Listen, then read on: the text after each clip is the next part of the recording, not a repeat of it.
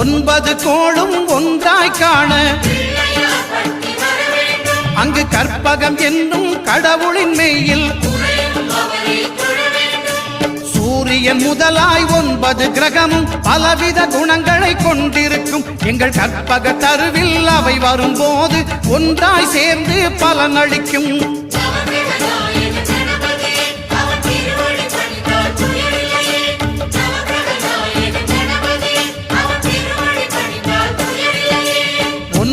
கோளும் ஒன்றாய் காண